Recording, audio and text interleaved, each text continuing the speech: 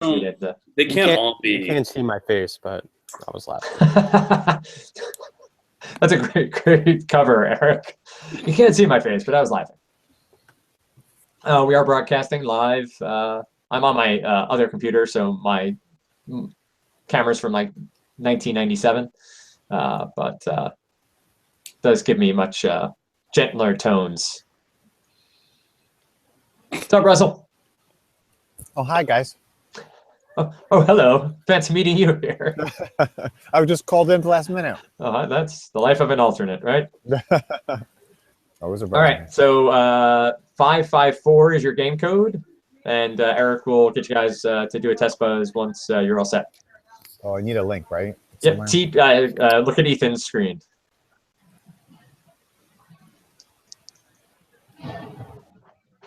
This is the high tech. TPT. Got it. tpt.mykaplan.tv. Feel free to bookmark it. Okay. At least for one more match. The game code was what? 554. Okay. All right, Russell, you need to dial in on the phone line. There's a lot of moving parts here. We got to dial in on the phone line. Oh, okay. What's the? It's in the calendar invite. What color are we? We're red. Okay. You don't dial in. Only John and I can confer. So I shouldn't dial in? Yes, yes, you should dial in. All right. I know. Dan said that I'm on. Let me see if my buzzer still works. All right. Yeah, you're good. Okay. Russell, you want to test the buzzer? I'm not on the roster, but I'm here. You can see me. I'm dialing in first. I'm not visible. I'm here. We're red? All right. This video is going viral, that's for sure. Yeah. Hey, it's round one. Everybody's got to get accustomed to it. Haley, you want to test your buzzer? All right. Yep, that works.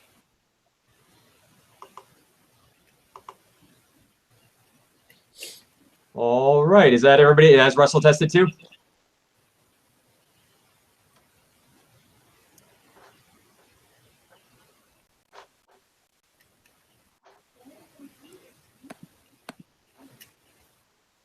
Is Russell frozen for everybody else or just me? Just you. Oh, okay, good. Russell, if you could just test your buzzer. Wait, where's Rochelle? She's there. She's there. She's hiding. Natalie's on mute. I don't know. Oh, I don't see her on the buzzer. Oh, it's fine. She can still buzz. Hey, guys. Okay, she's like our secret. She's our secret weapon. Yes. All right, I'm gonna go on mute. Eric, you good? Russell, let me just get a test buzz. There we go. Okay, we're good. I'm going on mute. Excellent. Ethan, the floor is yours. All right. Willkommen, bienvenue, welcome. Here we are. So today's match, good match. Pretty excited about it. There have been some pretty tough first round draws that we've seen so far between really good teams. I think this is going to be one of those matches. I don't think, do we have anybody new? Give me a quick hand raise if anybody's new to TPT. Okay, so we got Bill, new to it, but mostly veterans here. So I'll go over the rules, even though many of you are veterans, just because it's the first round and it's so helpful for everybody to know what's going on. Plus, we have some new rules this year, so we'll cover those new rules. So let's do that.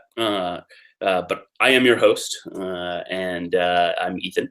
Many of you all know me, so I won't tell you much about me. Other than I still hold all of the high school trivia records at my high school for Quiz Bowl, which made me really popular in high school and continues to make me popular telling people this multiple decades later. So yeah, I'm a pretty cool guy. We're gonna cover a wide range of questions today. I actually really like the questions that we have on board. Everything from TV to obscure poetry. So we've got some good stuff. Let's go over the rules. So same as last year in terms of points and how the general running of the rounds work. So we'll have 2 rounds of 6 categories each, 5 questions per category. First round, the questions will be worth 1, 2, 3, 4, and 5 points. Second round, they'll be worth 2, 4, 6, 8, and 10. So we'll remind you of the point values as we go through. You get points for answering correctly. You lose points for answering incorrectly. So there is a penalty for guessing. Negative points can happen that way.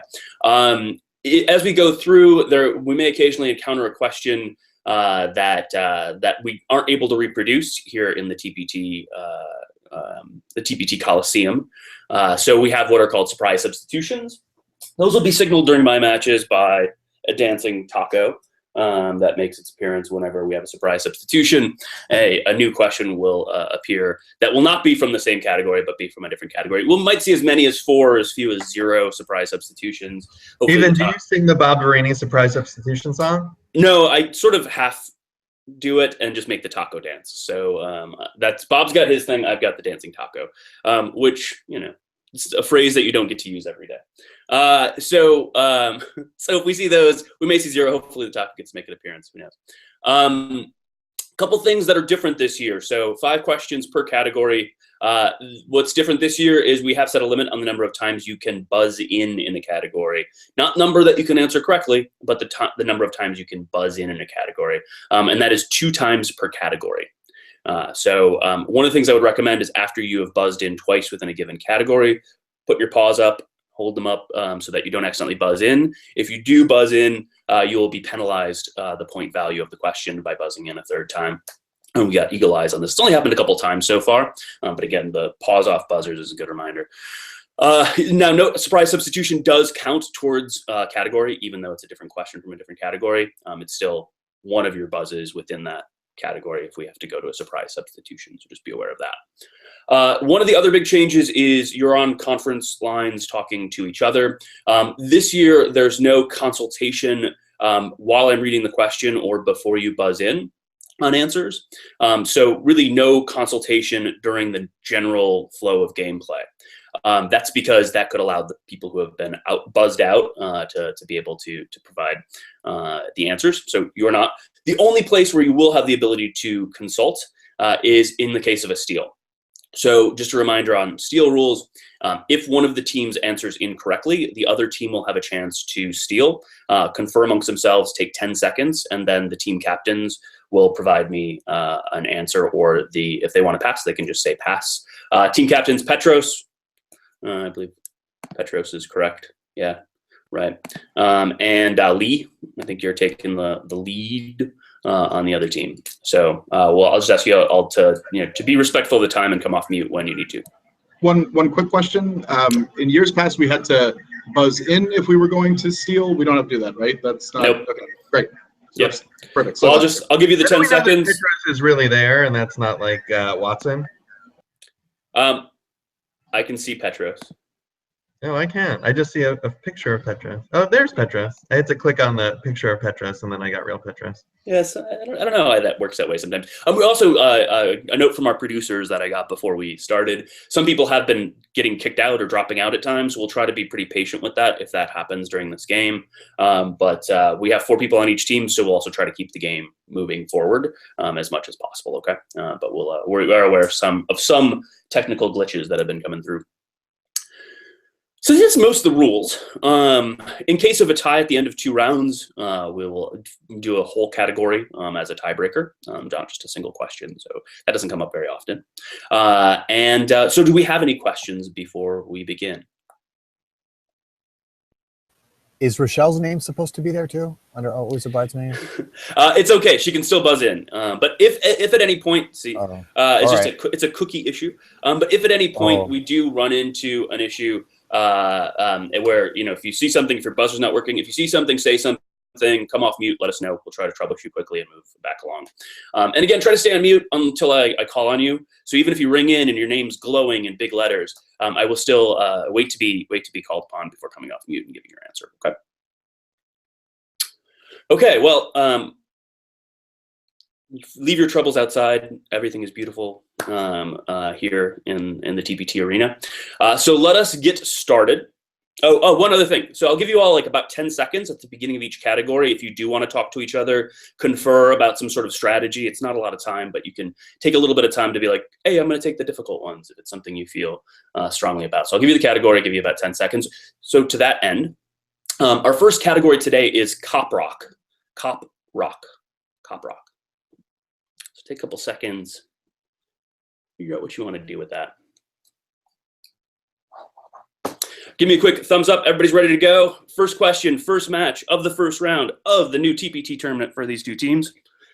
I think that there are going to be a lot of right answers today. It's just who gets there first. All right. Question number 1 for 1 point in Cop Rock. Copper is found in igneous rock at an average of about 55 ppm. ppm standing for this. Petros. Parts per million. Parts per million is correct for 1 point. Nice job, STD. Question number 2 in Cop Rock. Hands on buzzers. Though it sounds like a hair removal treatment, this process removes impurities from copper using a charge. Though it sounds like a hair removal treatment, Petros.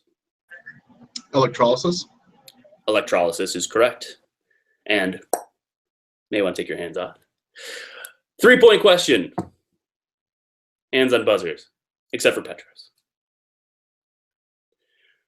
Copper in rocks is likely to be more mobile under this type of condition as opposed to alkaline. Copper, Misha. Acid. Acid or acidic, correct for 3 points. STD off to a strong start in our copper category. 4 point question, hands on buzzers. From 1793 to 1837, this was pure copper. In Misha. I was going to say a penny, but I think A penny's correct. Oh, good. I didn't hear the whole question. I was worried. A penny for your thoughts. Oh. From 1793 to 1837, it was pure copper. In 1982, its composition was changed to 97.5% zinc and 2.5% copper. Nice anticipation. And may also want to be hands off as well. 5 point question coming up in Cop Rock. Copper can be mined using this controversial technique in which the earth above the ore built.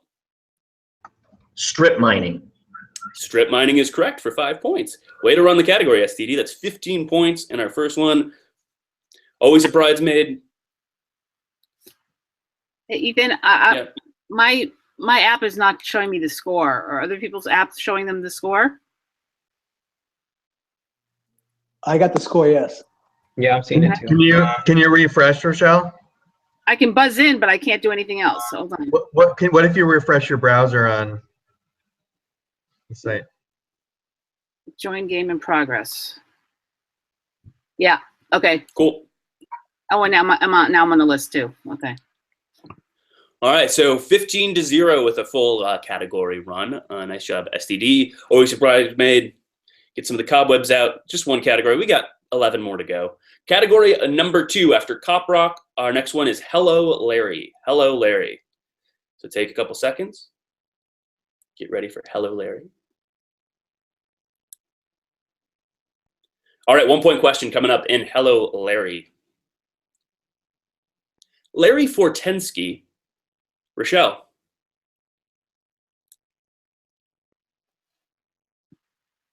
Elizabeth, who is Elizabeth Taylor? Elizabeth Taylor is correct for 1 point. Way to anticipate. Larry Fortensky was her 7th different husband. It is Elizabeth Taylor. Nice job. That was a mistake. I didn't mean to buzz in. Well, nice work. 2 point question coming up in Hello, Larry. Hands on buzzers. Not too aggressively, though. His bestsellers about the West include Streets of Misha. Larry McMurtry. Larry McMurtry is correct. Streets of Laredo and Lonesome Dove. Larry McMurtry. Nice work. Question number 3 in Hello, Larry. 3 points. Born Lawrence Zeiger, he made his CNN debut in 1985. Born Lawrence Zeiger. Russell. Larry King. Larry King is correct for 3 points. Nice job. All right, 17-4. 4-point question in Hello Larry. Hands on buzzers. In 2003, this wheelchair-bound publisher was John. Larry Flint. Larry Flint is correct. This wheelchair-bound publisher was a hustler for the gubernatorial votes of California. Ooh. All right, getting a little risque there. 5-point question coming up, and Misha, make sure to go back on mute. Oh, sorry.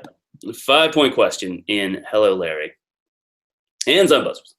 In 1953, Lawrence Ferlinghetti got the beat John. San Francisco. San Francisco is correct for 5 points. In 1953, he got the beat and founded City Lights bookstore in this city. San Francisco is correct. Nice work. So a good comeback for Always a Bridesmaid. Shook it off, and it is now 17-13 at the end of 2 categories. So we had Pop Rock and Hello Larry. John, make sure to go back on mute. And continuing with the theme of these categories, our next category is called After Mash. After Mash. Now, I'm going to tell you a little bit about this category while you think about it. It's a difficult category to explain, but what's going to happen in this is the answers are going to be 2 things. One of them alphabetically is after the word mash. The other is not. So when you buzz in an answer, you have to give me the one answer that comes after mash in the dictionary alphabetically of the 2 answers. So if it were Tom and Jerry, you would ring in and you would say Tom. If you say both, you will be wrong, and you'll give your other opponents a pretty good chance at it, okay? Best I could explain it. After mash. 1-point question coming up. Let's see how this category works. 1 point. Of the 2 foods being consumed by Little Miss Muffet when the spider frightens her. Bill. Whey. Whey is correct. Curds and whey. Whey is the one that comes after mash. Nice job for 1 point. I think you guys got it now. 2-point question in after mash. Of the actions used to describe grabbing an image from one document and moving it onto another, Bill? Paste. Paste is correct. Triple stumper on thing. I think they were thinking of drag and drop, but paste of copy and paste is correct. Some hands up for Bill after 2. 3-point question. After mash. Of the pair of men who published the first of their famous namesake dictionaries in 1893. Petros. Webster. That is incorrect. Yeah, We'll take away 3 points there, and we'll pass it over to the red team. Lee, give you 10 seconds. You can come off of mute at the end of 10 seconds and let us know if you want to go for it or pass. Ethan, we're going to go with Wagnalls. Wagnalls is correct for 3 points. Good job on the steal, Wagnalls. Anyway, I had a feeling Webster might trick up somebody on that one. All right, so it's 17-16, almost a tie game. Let's go to the 4-point question in After Mash. After Mash, of the last names of the creative team that gave us the musicals Oklahoma and The Sound of Music.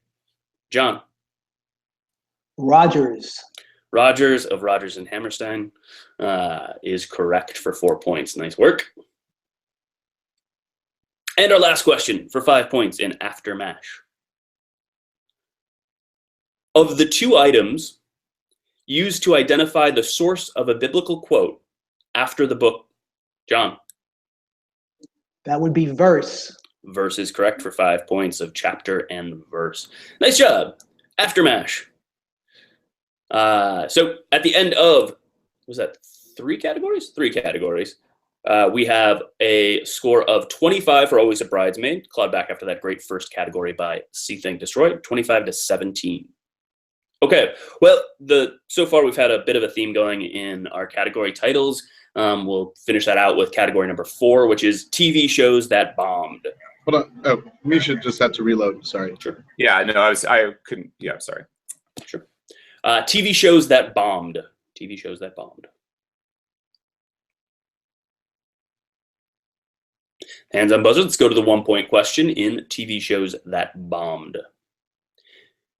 In a January 2007 episode of this series, a terrorist detonated a low-yield suitcase nuke in Valencia, California.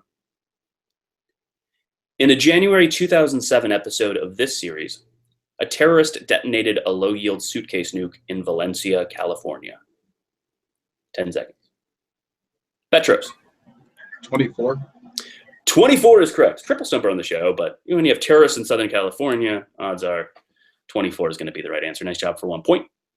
2-point question coming up in TV shows that bombed. In a Twilight Zone episode, bookworm Henry Bemis survives a nuclear war and finds a library, but then breaks Bill? His glasses. His glasses are correct. He finds a library, but then breaks his glasses. Correct for 2 points. Nice job.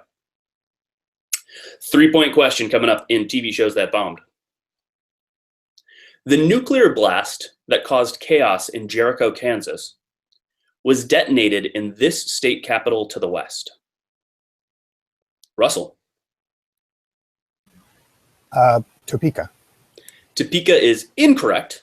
We'll take away 3 points from Always a Bridesmaid. I'll reread the question for the blue team, and Petros give you a chance to answer. Go ahead and go on mute, though, too, Russell. The nuclear blast that caused chaos in Jericho, Kansas, was detonated in this state capital to the west.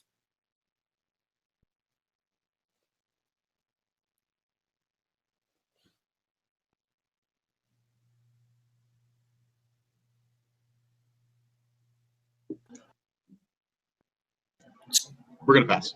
You're going to pass. Never watched the show, Jericho, in Denver. It was in Denver. It was triple stumper on the show, too. All right, let's keep going. Close game. 4-point question in TV shows that bombed. This series, Peter Petrelli had visions. John. Heroes. Heroes is correct. The short-lived but very good show. Peter Petrelli had visions that he would cause a nuclear holocaust in NYC. Heroes is correct for 4 points. And the 5-point question. Hands on buzzers. In a 1977 episode of this sitcom, Detective Dietrich notes that a student's physics... John. Barney Miller. Barney Miller is correct for 5 points. In a 1977 episode, Detective Dietrich notes that a student's physics project is a functional nuke. All right, nice work on TV shows that bombed. Not about TV shows that did poorly, but rather TV shows with bombs in them. Change there. Got 2 more categories in our first round. Our next one should open it up to a good swath of you all. It is pop culture. Pop culture is the category. Coming up with 5 questions, starting with the 1-point question. Hands on buzzers. Priscilla Beaulieu married this man in Vegas on May 1st, 1967. Priscilla Beaulieu married this man in Vegas on May 1st, 1967. Didn't Rochelle buzz in? Oh, I'm not seeing it on mine. Is that? It's there, Ethan. Okay, it's If you there. go to the Eric screen, you can see it. Yeah, it's there for me now. Okay, Rochelle, go ahead. Who is Elvis Yes, Presley? Elvis is correct. I was thinking it was odd that nobody had rung in. All right, can we just, Rochelle, can you buzz in one more time just to make sure that it's working for me? Okay, perfect. Thank you. All right, 2-point question coming up in pop culture. 2 points. Kevin James, terrible start to a question, sorry. Kevin James wed this former SNL star at Niagara Falls in this 2000, sorry, let me completely start over.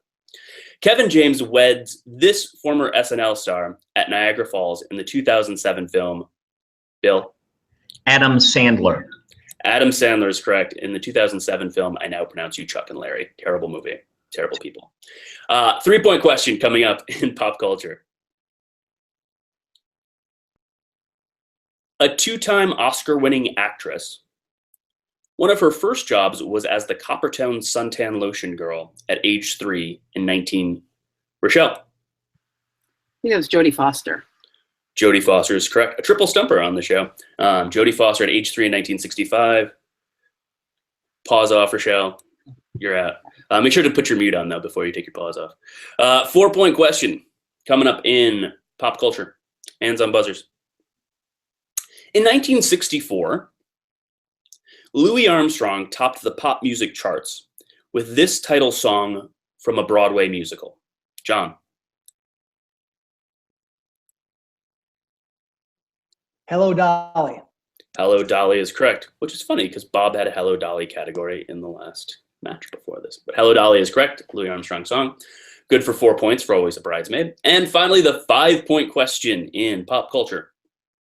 Hands on buzzers. Michael C. Hall of 6 Feet Under went to Showtime to play this homicidal title character. Petros. Dexter. Dexter is correct for 5 points. Nice job to pick up the big point one.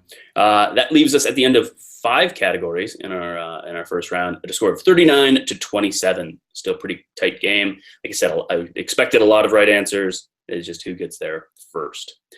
We'll keep going with our last category of the round, which is also sort of random mix. It's a science grab bag. Science grab bag. Science grab bag. 1-point question. These cells from human embryos can grow into any type of tissue and may someday... Nick. Stem cells?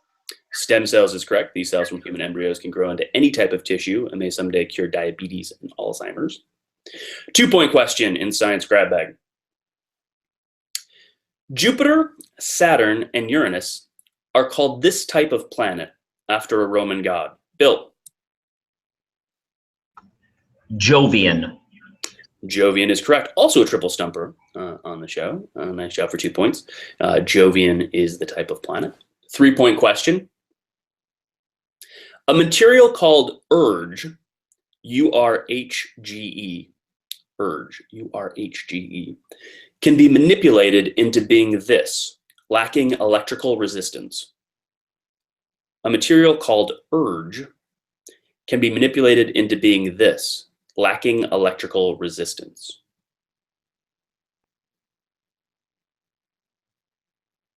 John. Superconductor? A superconductor is correct for 3 points. Nice work. 4-point question, science grab bag. With a Category 5 hurricane, you could expect one of these alliterative consequences 18 feet above normal tide. With a Category 5 hurricane, you can expect one of these, John? Storm surge. Storm surge is correct for 4 points. Hands off. I always wanted to be a hurricane meteorologist when I was growing up, but I actually have it's like 7th grade report on wanting to study hurricanes. I miss those days. 5-point question, science grab bag, our last question of the first round, hands on buzzers. We're not faking. Alphabetically, it's the last among the elements on the periodic table. We're not faking. Alphabetically, it's last among the elements on the periodic table. Rochelle. Is it zirconium?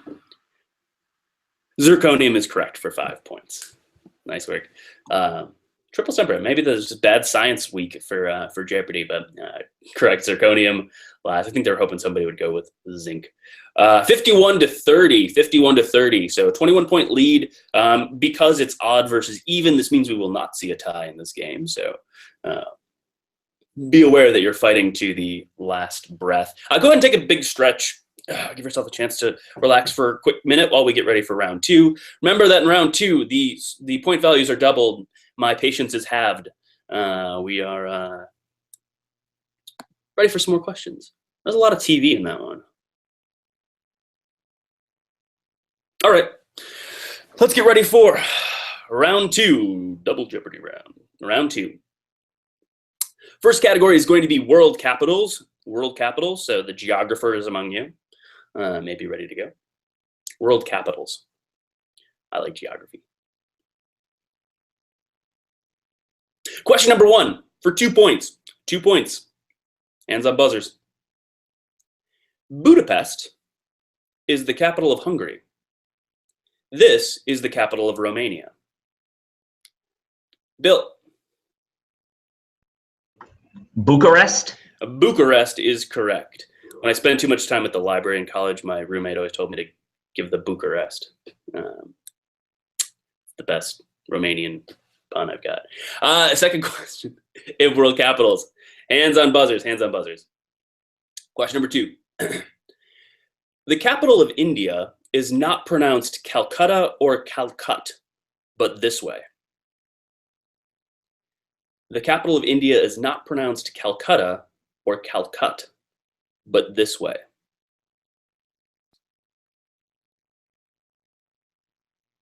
Bill. New Delhi? New Delhi is correct. See, it's a good question, right? Throw you in a different direction. Bill, I think that's hands off for you for the rest of this geographical category. See how the rest of everybody can handle it without you. 3-point or 6-point question. 6-point question coming up in world capitals. Hands on buzzers. This world capital is on the island of Java. This world capital, Misha. Jakarta? Jakarta is correct for 6 points. I have a pun for Jakarta as well, but I'll save you from it. We'll keep going to the 8-point question. 8 points. Laid out in 1874, the botanical gardens in this capital have an observatory with a statue of Tycho Brahe. John. Copenhagen. Copenhagen is correct. Nice. Copenhagen. I stayed in Tycho Brahe's old apartment in Prague. There's a hotel where his old apartment was. That's my only connection to Tycho Brahe. 10-point question. Hands on buzzers. World capitals. This city on the Malay Peninsula is the capital of Malaysia. John. Kuala Lumpur. Kuala Lumpur is correct for 10 points. Oh, way to go. A lot of Southeast Asia capitals. All right. So that was first category of round 2, world capitals. At the end of it, it is Always a Bridesmaid 69, showing why they were almost the winners last year. Always a Bridesmaid, though. And See Think Destroy 42 hanging around. See if we can pick up some points in our next category. Now, I'll tell you this next category. It is NBA nicknames. NBA nicknames, sports category. Rochelle seems happy. And in NBA nicknames, these are really, really, really short clues. So be prepared to buzz very, very quickly because they're going to be really short. Okay. You all ready? Good. 2-point question coming up. NBA nicknames. Fingers on buzzers. Question number 1. MJ. Bill. Michael Jordan. Michael Jordan is correct for 2 points. So that's going to be pretty quick. Okay. Question number 2 for 4 points. NBA nicknames. Hands on buzzers. Pistol Pete. Pistol Lee. Pete Maravich. Pete Maravich is correct for 4 points. Good job, Lee. Go back on mute. 6-point question coming up. Hands on buzzer. Sir Charles. Sir Lee. Barkley. Barkley is correct for 6 points. Nice job. You're out. 8-point question. Larry Legend. John. It's got to be Larry Bird. It does have to be Larry Bird. Another Larry that we didn't get in the last round. Nice job for 8 points. And the 10-point question in NBA nicknames. Mello. John. Carmelo Anthony. Carmelo Anthony is correct. Somebody on the show said Karl Malone to that one. I don't know what they were going with. But Carmelo Anthony is correct for 10 points. Nice round for Always a Bridesmaid. Pulls up the score to 97-44. Now, some of you may have enjoyed a good NBA category. We're going to go the complete opposite direction with a category about the Brownings. The Brownings. Can't think of anything less NBA than the Brownings. All right. Let's start off with a 2-point question in the Brownings. In summer 1847, the newly married Brownings settled in the Casa Guidi near the Pitti Palace in this city. Rochelle. I think that's Florence. It is. I was just there last week at the Pitti Palace. Matter of fact, that's where I spent my vacation last week. So it is Florence. That is correct. Nice job for 2 points. 4-point Can you do this professionally? No, I could just do this for the next 6 weeks. 4-point question coming up in the Brownings. Elizabeth of the Brownings attacked this horrible practice in England in her 1843 poem, The Cry of the Children. Elizabeth attacked this horrible practice in England in her 1843 poem, The Cry of the Children. 10 seconds.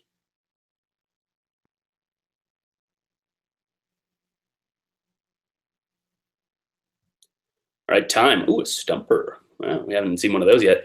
Child labor. This horrible practice was child labor. You're probably thinking it. Didn't want to buzz in. All right. Well, we'll see what's going on with the Brownings for our 6-point question. 6 points coming up. 2 of Robert's poems, Fra Lippo Lippi and Andrea del Sarto, were about Renaissance men who had this occupation. Rochelle. Those guys were painters. That's correct. They were painters for 6 points.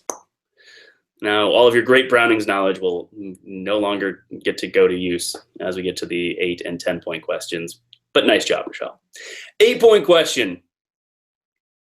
This is in quotation marks, which means I'm going to give you part of a poem.